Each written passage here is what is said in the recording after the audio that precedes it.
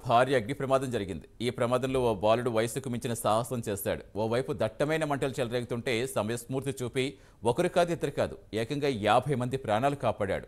స్థానికంగా నివసించే సాయి చరణ్ అనే బాలుడు ఫార్మా కంపెనీలో చెలరేగిన మంటలు గమనించాడు. వెంటనే భవనంపైకి ఎక్కి తాడు కట్టి కిందకు వదిలాడు.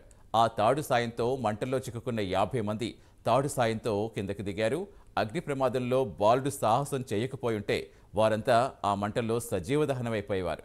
ఆపద సమయంలో ధైర్య సాహసాలు చూపిన బాలుడిపై ప్రశంసల వర్షం కురుస్తుంది.